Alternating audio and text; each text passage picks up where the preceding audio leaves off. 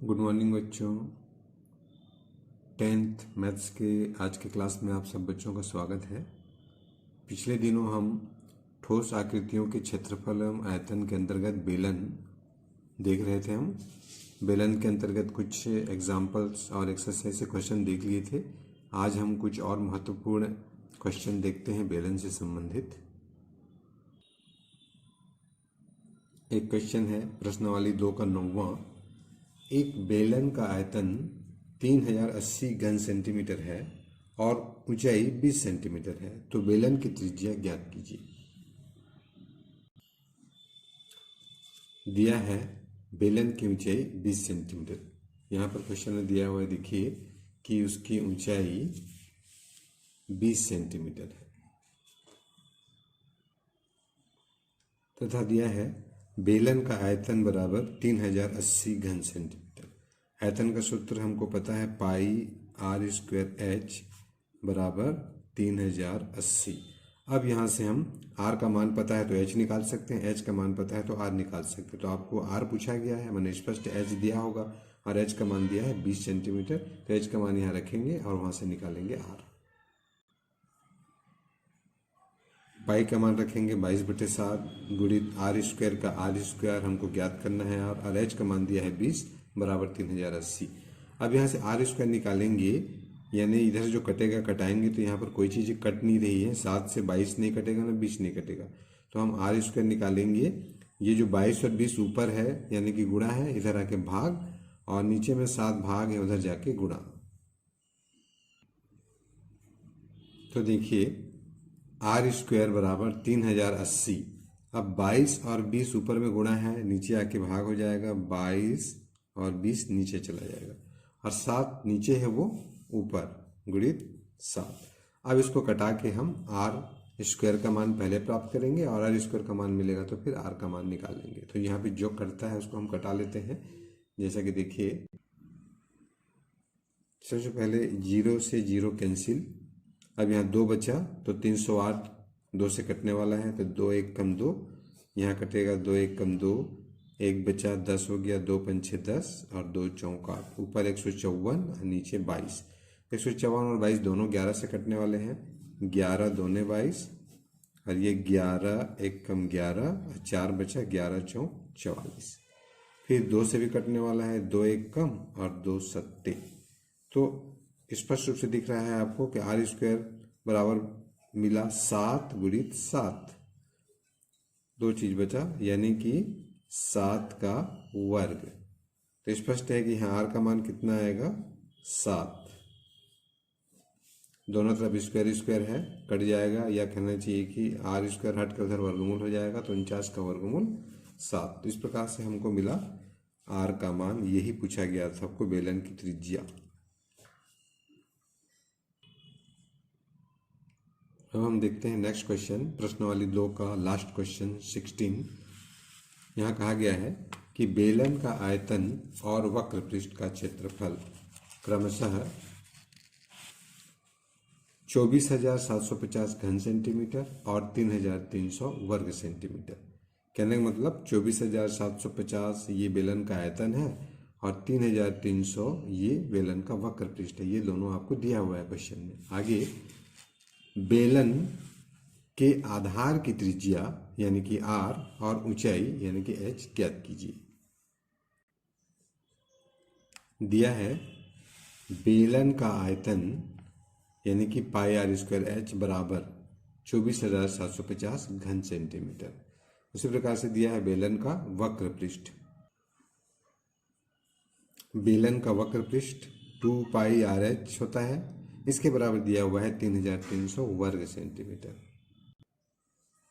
अब हम लिख सकते हैं पाई आर स्क्वायर एच यानी कि पाई आर स्क्वायर यानी आर गुणित आर और एच बट्टे 2 पाई आर एच।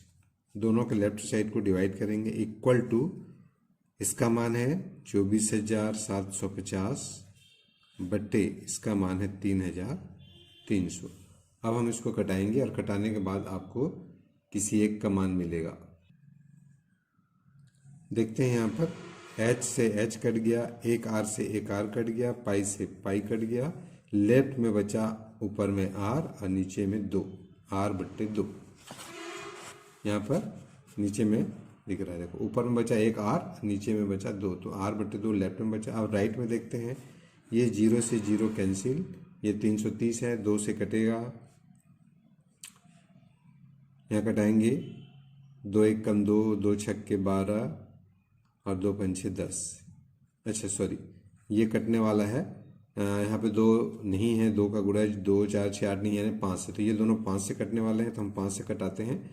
ये 5 छक्के 30, 5 छक्के 30, ये कटेगा 5 से, 5 चौक 20, 5 निया 45, 2 बचा 25 हो गया, 5 पछे 25, ऊपर 495 दिख रहा है, नीचे 66।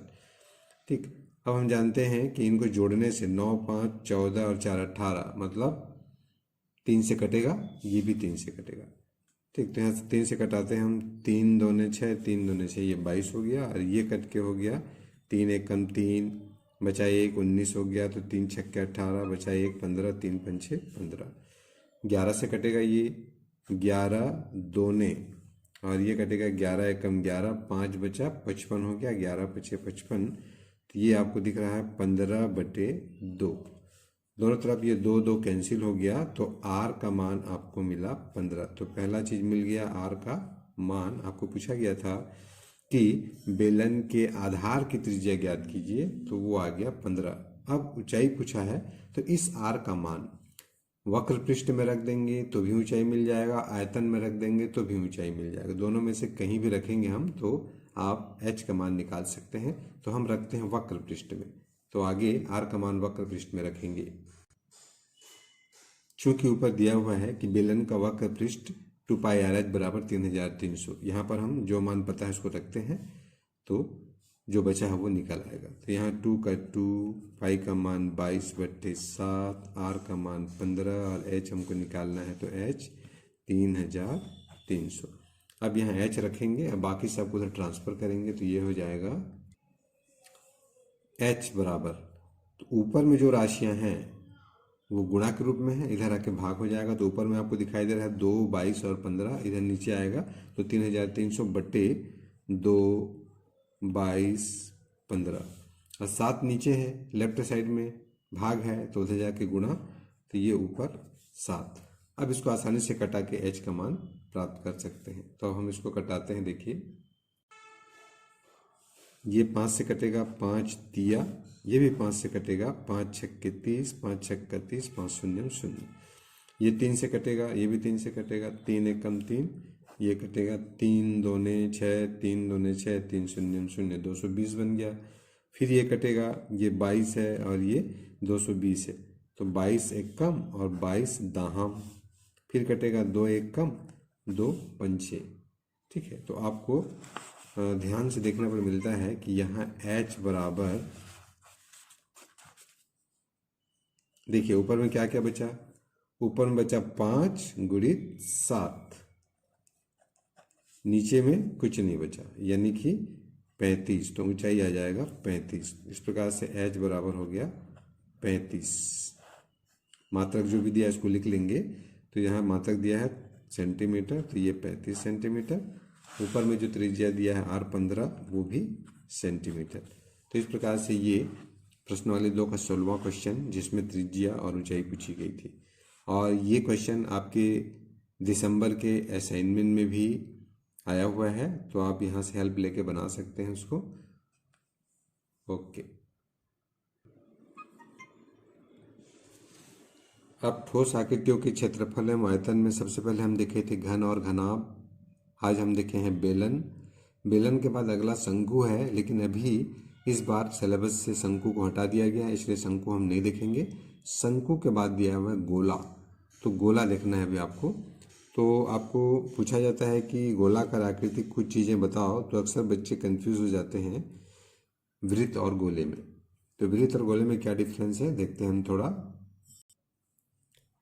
कुछ वृत्ताकार वस्तु देखते हैं, जैसे कि आपके साइकिल का पहिया वो वृत्ताकार होता है, सिक्का वो वृत्ताकार होता है, रोटी ये वृत्ताकार होता है, आप जो चूड़ियाँ पहनते हो वो वृत्ताकार होता है। तो सभी वृत्त के उदाहरण हैं। अब उसके बाद आते हैं गोला। गोला का उदाहरण सोचिए क्या क्या होगा। गोला होता है तरबूज, फुटबॉल, टमाटर, ये गोल आकृतियाँ वाले जितने चीज़ हैं वो आप दैनिक जीवन में देखते हो आप। तो गोला और वृत्त में अभी मैं कुछ एग्जाम्पल बताया, इससे आपको क्लियर हो गया होगा कि गोला क्या है और वृत्त क्या है। लेकिन बनाते समय कागज़ में दोनों का शेप एक जैसा बनता है। जैसे हम बनाएं ये एक वृत्त है, ठीक है, और हम बोलें कि ये एक गोला है, तो बनाते समय दोनों क्या लगेगा, सेम है। लेकिन कल्पना करना है आपको ना, ये वृत्त वास्तव में कागज में बना सकते हैं हम वृत्त को, लेकिन गोला को नहीं बना सकते, गोला को कल्पना कर सकते हैं। तो ये जो गोला दिख रहा है वो कल्पना कर रहे हैं हम कि ऐसा है। रियल में हम गोला को कागज में नहीं बना सकते और रियल में वृत्त को हम बना सकते हैं। तो ये ध्यान देना, क्योंकि ये वृत्त क्या होता है, द्विविमीय होते हैं।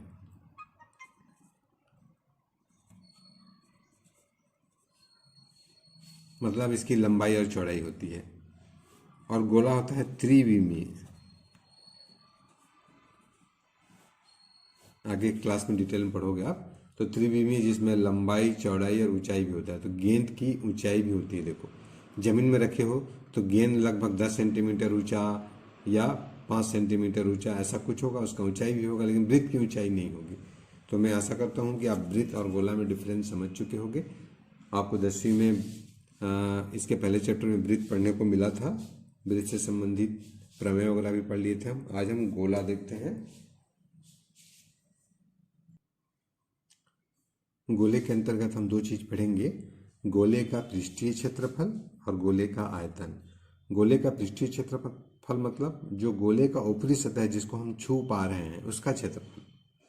जैसे कि एक टमाटर है, उसका पृष्ठीय क्षेत्रफल क्या कहलाएगा, उसका छिलका। सेव, एक गोल सेव है, उसके छिलका को हम क्या कहेंगे, उसका पृष्ठीय क्षेत्रफल। और आयतन मतलब कितना जगह घेर रहा है वो, जैसे कि पहले ही बताया जा चुका था। तो इसके सूत्र होते हैं, गोले का पृष्ठीय क्षेत्रफल। गुड मॉर्निंग बच्चों, 10th मैथ्स के आज के क्लास में आप सब बच्चों का स्वागत है। पिछले दिनों हम बेलन के बारे में देखे थे और गोला के बारे में थोड़ी सी शुरुआत किए थे। आज गोला के बारे में डिटेल में देखना है। तो हम पिछले दिनों वृत्त और गोला में डिफरेंस देख चुके थे, गोला को डिटेल में हम देखते हैं आज। सबसे पहला है गोले का पृष्ठीय क्षेत्रफल। पृष्ठीय क्षेत्रफल मतलब गोले का पृष्ठ, गोले का सतह।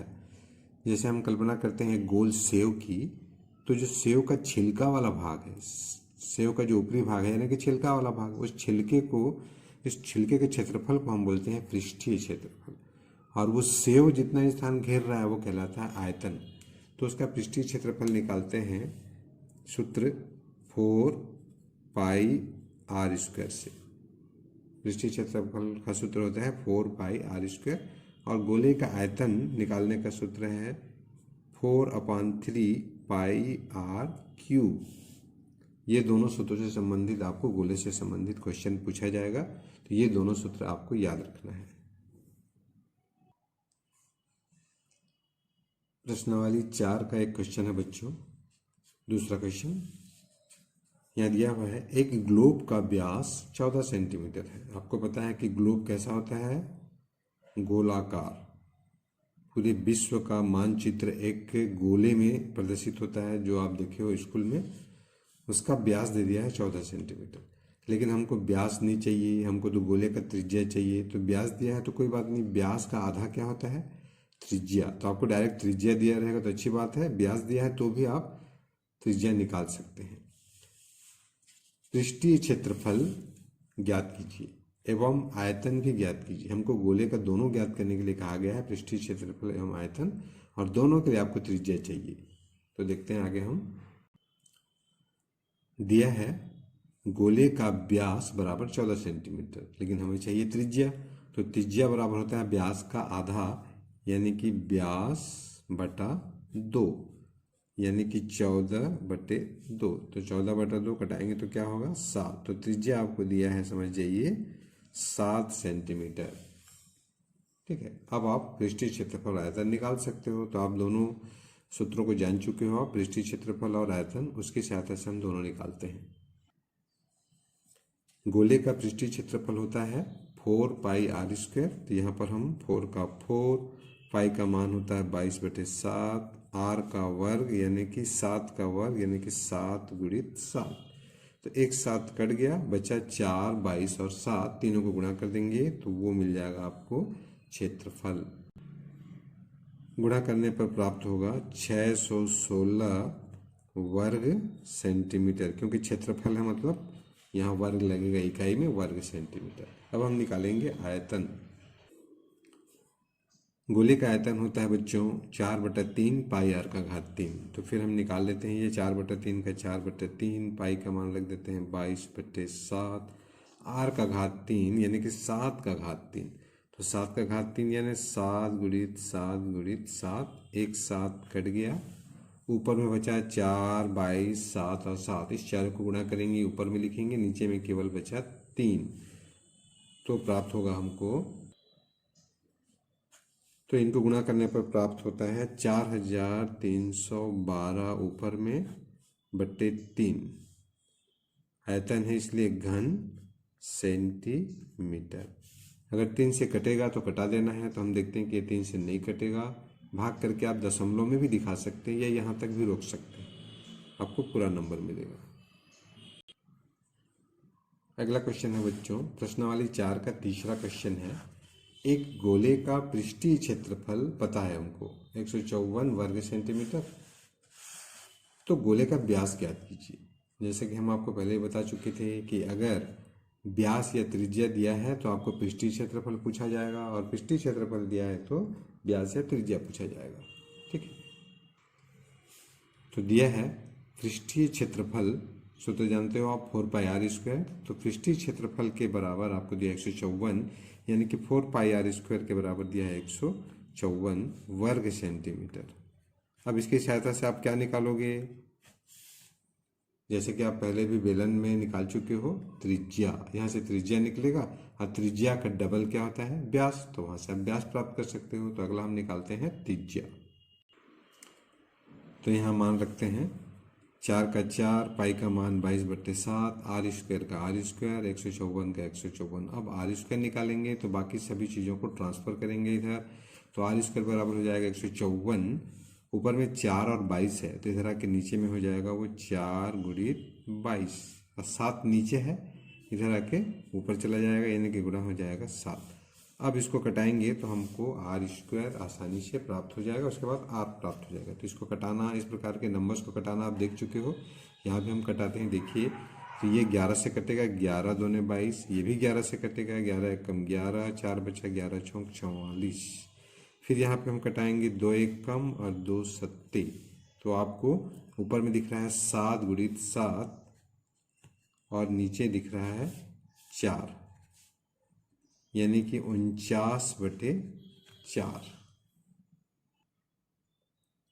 r² बराबर मिला 49/4। तो हम यहाँ से r निकालेंगे तो r क्या हो जाएगा, r = वर्ग, उधर हट के वर्गमूल। तो 49/4 मिला था, उसका वर्गमूल। 49 का वर्गमूल आप जानते हो 7 होता है, और 4 का वर्गमूल 2। इस प्रकार से r मिल गया 7/2। लेकिन आपको पूछा क्या गया है, व्यास। अतः व्यास बराबर, अब आप निकाल सकते हो, व्यास क्या होता है, त्रिज्या का 2 गुना, 2 × त्रिज्या। अब 2 का 2 और त्रिज्या का मान रख देंगे हम, जो भी ऊपर मिला है 7/2। तो ये 2 से 2 कैंसिल, यानी आंसर आया 7। अतः व्यास हो जाएगा 7 सेंटीमीटर। अतः व्यास बराबर 7 सेंटीमीटर, यही आपका आंसर है। तो इस प्रकार से बहुत ही सरल क्वेश्चन पूछे जाएंगे। बस आपको सूत्र पता होना चाहिए कि पृष्ठीय क्षेत्रफल का सूत्र क्या होता है, उसके लिए क्या जरूरत है। अगला क्वेश्चन है बच्चों प्रश्नावली 4 का 10वां। ये कह रहा है एक ठोस गोले की त्रिज्या 12 सेंटीमीटर है। इस गोले से 6 सेंटीमीटर त्रिज्या के कितने गोले बन सकते हैं। क्वेश्चन समझ में आ गया होगा। यहाँ पर 2 प्रकार के गोले हैं, एक बड़ी त्रिज्या वाला गोला और एक छोटी त्रिज्या वाला गोला। तो यहाँ पर कहा गया है कि मान लो ये एक बड़ा गोला है जिसकी त्रिज्या है 12 सेंटीमीटर। इसको पिघला देंगे और पिघलाने के बाद आपको छोटा छोटा गोला बनाना है। तो ये छोटा छोटा गोला कितना ठो बनेगा ये आप पता करो, जबकि छोटे गोले का त्रिज्या दे दिया है 6 सेंटीमीटर। तो अभी हम निकालेंगे। इसके पहले इसको निकालने के लिए हम बड़े गोले का आयतन निकालेंगे और एक छोटे गोले का आयतन निकालेंगे। उसके बाद हम बताते हैं कि गोलों की संख्या कैसे ज्ञात करेंगे। दिया है बड़े गोले की त्रिज्या 12 सेंटीमीटर है, तो मान लो हमने मान लिया r बराबर 12 सेंटीमीटर। तो बड़े गोले का आयतन निकाल सकते हो। आयतन का सूत्र आपको पता है 4/3 पाई r⁻3। इसमें r का मान रखेंगे तो आयतन आपको प्राप्त होगा।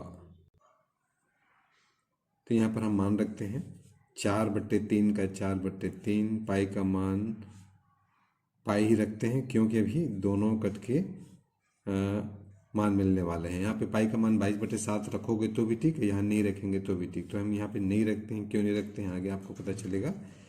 गुणित r⁻3, r⁻3 यानी 12⁻3, यानी कि 12 गुणित 12 गुणित 12। इसको अभी हम कटाएंगे नहीं, यहाँ तक रख सकते हैं, या अगर कटेगा तो कटा भी सकते हैं। तो चलिए कट रहा है तो कटा देते हैं। 3 एक कम और 3 चौक। इसी प्रकार छोटे गोले की त्रिज्या r बराबर आपको दिया हुआ है 6 सेंटीमीटर। तो हम छोटे गोले का आयतन भी निकाल सकते हैं।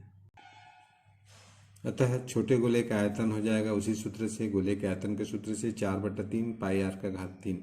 अब छोटे गोले की त्रिज्या r का मान रख देंगे 6, तो 4/3 का 4/3, पाई को हम नहीं रखते हैं मान, पाई ही रखते हैं। r⁻3 यानी यहाँ पे r का मान 6 है, तो 6⁻3 यानी कि 6 गुणित 6 गुणित 6। यहाँ भी 3 से कट जा रहा है तो कटा देंगे। जब कोई क्वेश्चन में नहीं कटेगा तो आप ऐसे ही रखोगे। तो यहाँ कट रहा है 3 एक कम 3 दूने। अब हम गोले की संख्या, छोटे गोले की संख्या निकाल सकते हैं। तो बड़े गोले को पिघला करके हम छोटा छोटा गोला बनाएंगे तो स्पष्ट है कि बहुत सारे छोटे गोले बनेंगे। तो उसकी कितनी संख्या ये आपको पता करना है। तो उसका सूत्र होता है छोटे गोले की संख्या बराबर जिसको पिघला रहे हो उसका आयतन ऊपर और जो एक छोटा सा बना रहे हो गोला उसका आयतन नीचे। मतलब सूत्र क्या होता है, बड़े गोले का आयतन बटे एक छोटे गोले का आयतन। आपको कितने सारे छोटे गोले बनेंगे ये निकालना है, तो उसमें से एक ठो गोले का आयतन नीचे लिखना है। ठीक है, तो जिसको पिघला रहे हैं वो ऊपर रहेगा, मतलब बड़े गोले को पिघला रहे हो आप तो बड़े गोले का आयतन ऊपर रहेगा, और जो बना रहे हो छोटा छोटा उसमें से एक का आयतन यानी कि एक छोटे गोले का आयतन, तो आपको छोटे गोले की संख्या प्राप्त हो जाएगी। तो ये सूत्र आपको याद रखना है। अब इसमें हम मान रख देते हैं दोनों का। ऊपर हम देख चुके हैं कि बड़े गोले का आयतन 4 गुणित पाई गुणित 4 गुणित 12 बचा था, और छोटे गोले का आयतन जैसे ऊपर में दिख रहा है ये 4 गुणित पाई गुणित 2 गुणित 6 गुणित 6, तो ये नीचे रख दिया हम एक छोटे गोले का आयतन 4 गुणित पाई गुणित 2 गुणित 6 गुणित 6। यहाँ पे देखिए अगर हम पाई का मान रखते 22/7 तो ऊपर भी 22/7 होता, नीचे भी 22/7 होता, तो 22/7 से कट जाता। इसलिए हमने वहाँ पे पाई का मान नहीं रखा है, क्योंकि यहाँ पे आखिर कटेगा ही, रखोगे तो भी कटेगा, नहीं रखेंगे तो भी कट रहा है। तो 4 से 4 भी कट गया, पाई से पाई भी कट गया। इनको कटाएंगे तो देखो 6 एक कम 6 दूने, 6 एक कम 6 दूने, 2 एक कम 2 दूने। तो टोटल कितने चीज दिख रहे हैं, नीचे में सब कट गया, ऊपर में बचा 2 गुणित 2 गुणित 2 3 बार, तो 2 गुणित 2 गुणित 2 आपको पता है, तो 2 दूने 4 4 दूने 8, यानी कि 8 गोले बनेंगे। हम उस बड़े गोले को पिघलाएंगे और छोटा छोटा गोला बनाएंगे तो 8 गोले बनेंगे। तो ये आपको पूछा गया था कि कितने गोले बनेंगे। अगला एक महत्वपूर्ण एग्जाम्पल है बच्चों, उदाहरण नंबर 10। इसमें कहा गया है कि 2 सेंटीमीटर त्रिज्या वाले 64 गोलियों को, मतलब 64 तो छोटे छोटे गोले हैं 2-2 सेंटीमीटर त्रिज्या वाले को पिघलाकर, उन सब छोटे गोले को पिघलाकर एक बड़ा गोला बनाया गया। अभी जस्ट इसके पहले वाले क्वेश्चन का उल्टा है, वहाँ पे क्या था, एक बड़ा गोला था और पिघला करके कुछ छोटे छोटे गोले बनाए थे हम। अब यहाँ पे उसका उल्टा है, कुछ छोटे छोटे गोले हैं 64 ठो, उसको पिघला करके एक बड़ा गोला बना देंगे तो बड़े गोले की त्रिज्या क्या होगी ये पूछा गया है। तो बड़े गोले की त्रिज्या ज्ञात कीजिए। तो जस्ट उसका उल्टा है, ध्यान देंगे थोड़ा, चित्र से समझते हैं।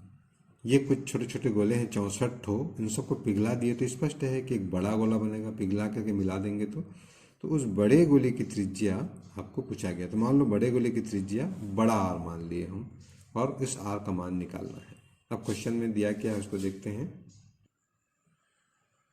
दिया है बच्चों एक गोली यानी कि छोटी वाली गोली, एक गोली की त्रिज्या क्वेश्चन में दिया है 2 सेंटीमीटर, तो उसने हमको मान लिया हमने स्मॉल आर बराबर 2 सेंटीमीटर। अब उस एक छोटी गोली का आयतन निकालेंगे। एक छोटे गोले का आयतन बराबर, सूत्र पता है आपको गोले के आयतन का, 4/3 पाई आर का घात 3। एक गोले का आयतन जब इतना है तो 64 छोटे गोले का आयतन, अतः 64 छोटे गोले का आयतन बराबर एक गोले का आयतन जितना था उसमें 64 का गुणा कर देंगे तो 64 छोटे गोले का आयतन निकल आएगा। तो एक गोले का आयतन क्या निकाले हो आप, 4/3 पाई आर का घात 3, इसमें 64 का गुणा कर देंगे तो 64 गुणित 4/3 पाई आर का घात 3, ये 64 छोटे गोले का आयतन हो गया ये। अब ये 64 से कटता तो कटाते, यहाँ पे हम नहीं कट रहा है तो इतना ही रखते हैं। इसके बाद हम देखते हैं आगे। अब इसको पिघला करके बड़ा गोला बनाना है तो मान लेते हैं हम कि माना जो बड़ा गोला बनने वाला है उसकी त्रिज्या कैपिटल आर है। स्पष्ट है कि जो छोटे छोटे 64 गोले थे उसको पिघला करके जब बड़ा गोला बनाएंगे तो बड़े गोले का आयतन अकेला और 64 छोटे छोटे गोले हैं उन सबको मिला देंगे तो आयतन, दोनों का आयतन क्या होगा, बराबर। तो उसी को लेकर हम आगे चलते हैं। इस प्रकार हम कह सकते हैं कि एक बड़े गोले का आयतन बराबर कितना होगा, 64 छोटे गोले के आयतन के बराबर। अब यहाँ पे दोनों का मान रखते हैं, दोनों का सूत्र रखते हैं। तो बड़े गोले का आयतन क्या होगा, गोले के आयतन का सूत्र होता है 4/3 पाई, और आर को बड़ा लिए हम, बड़े गोले की त्रिज्या आर लिए हो तो बड़ा आर लिखना पड़ेगा इतना, तो 4/3 पाई आर का घात 3। अगर गोले की त्रिज्या स्मॉल आर लिखोगे तो स्मॉल आर का घात 3, तो बड़े गोले का आयतन इतना हो गया। और 64 छोटे गोले का आयतन ऊपर निकाल चुके हैं। देखो यहाँ पर 64 छोटे गोले का आयतन क्या निकाले हम, 64 गुणित 4/3 पाई आर का घात 3, तो वही लिखेंगे 64 गुणित 4/3 पाई आर का घात 3।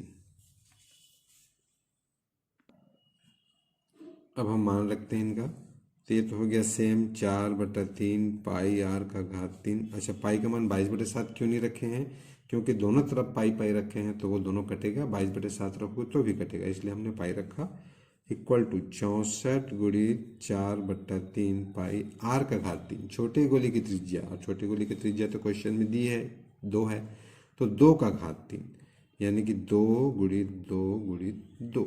अब इसको कटाएंगे तो आपको कैपिटल आर का मान मिल जाएगा। कैसे कटेगा देखिए, इधर से 4/3, ये भी 4/3 से कट गया, इधर का पाई पाई से भी कट गया, इधर बचा कैपिटल आर का घात 3, इधर बचा 64 और 2 और 2 और 2, इन सब को गुणा करेंगे तो आपको मिलेगा 512। ठीक है, आप गुणा करके देख सकते हैं, इन सबको गुणा करेंगे तो 512। ठीक है, या अगर गुणा करके नहीं निकालना चाहते तो 64 का गुणनखंड तोड़ दो, तो 64 का गुणनखंड होगा 6 ठो 2, तो 1 2 3 4 5 और ये 6, 3 और 3 6, और 3 पहले से था 2। तो इस प्रकार से 2 की संख्या कितनी हो गई, आर का घात 3, यहाँ पर 2 की संख्या कितनी हो गई, 1 2 3 4 5 6 7 8 9। ठीक है, तो इसको भी हम किसी न किसी के घात 3 बनाएंगे तो इसको हम क्या लिख सकते हैं, सोचिए। चूंकि लेफ्ट साइड में घात 3 है, मतलब 3 3 का जोड़ा बनाना है, तो ये देखो ये 3 का जोड़ा बन गया, ये 3 का जोड़ा बन गया, ये 3 का जोड़ा बन गया, तो इसको हम क्या लिख सकते हैं, 2 का घात 3। इस 3 और 2 को क्या लिख सकते हो, 2 का घात 3, इसको भी लिख सकते हैं 2 का घात 3। अब r का घात 3 बराबर ये जो तीनों में घात तीन है, इसको मैं कोष्टक के बाहर कर दिया। यहाँ पे देखिए घात तीन का बाहर, तो अंदर में क्या बचेगा, 2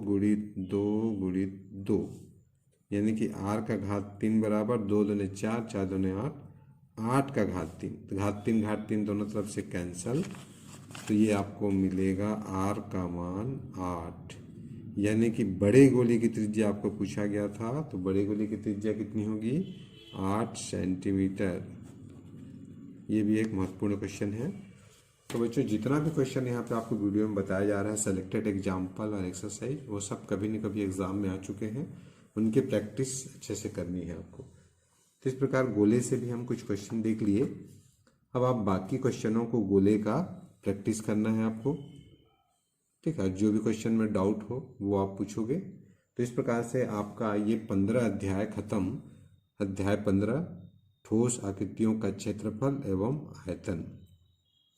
उसके अंतर्गत आप 3 चीज पढ़े हो बस, घन घनाभ, दूसरा बेलन और तीसरा गोला। इस तीनों से रिलेटेड क्वेश्चन आएगा।